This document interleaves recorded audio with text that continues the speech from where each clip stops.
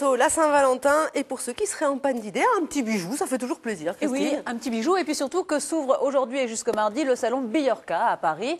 C'est le grand rendez-vous pour découvrir les tendances bijoux de la saison à venir, et c'est aussi l'occasion pour nous de découvrir une créatrice de la région en bijoux, Christelle Larose.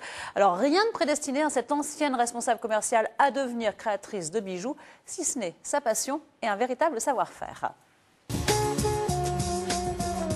Là, je suis en train de finaliser un petit bracelet pour la Saint-Valentin. D'abord, j'imagine, je dessine et ensuite, je construis.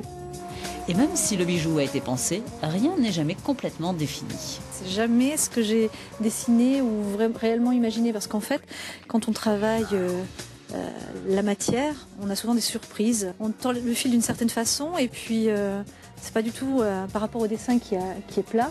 Enfin, on donne quand même du volume, hein, mais le fait de le faire en 3D, c'est tout à fait différent. Donc, en général, je le modifie tout le temps. Ouais. Mais au fait, Christelle, qu'est-ce qui caractérise vos créations?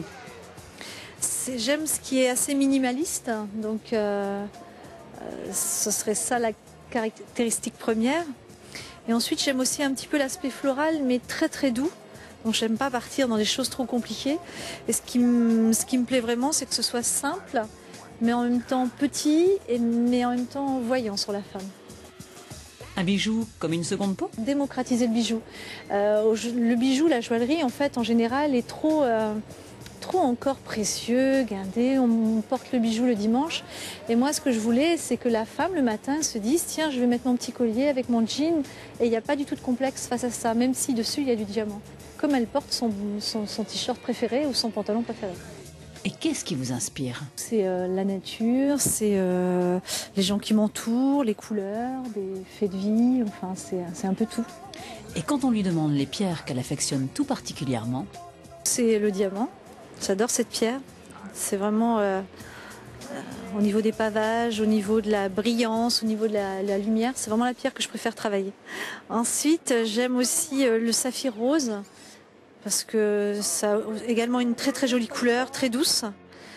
Et ensuite, j'aime aussi travailler la rubellite. Donc, c'est aussi une pierre qui a une très très jolie couleur, qui peut avoir une couleur rouge intense et en même temps un peu fuchsia. J'aime beaucoup. Et si Christelle Larose a fait du bijou son métier, c'est avant tout une véritable passion qui l'anime jour après jour. C'est par le métal que je m'accomplis le plus et le mieux. Donc c'est ce que j'aime dans la bijouterie en fait. Pouvoir tordre, souder, ce qu'on n'a pas forcément avec le bois qui est plus de la colle, le feu, enfin devoir se transformer la matière, c'est ce que j'aime.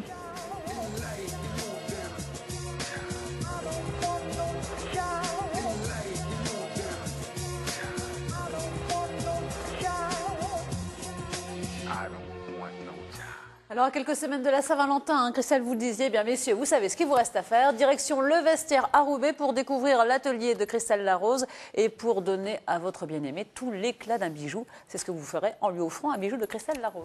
Et puis on s'en était pas rendu compte, Christine, mais heureusement que vous êtes là pour nous le signaler. La Tour Eiffel est tendance. Elle est tendance puisqu'elle vient de fêter ses 120 ans. Elle devait être exposée que pour 20 ans et ça fait 120 ans qu'elle embellit le ciel de Paris.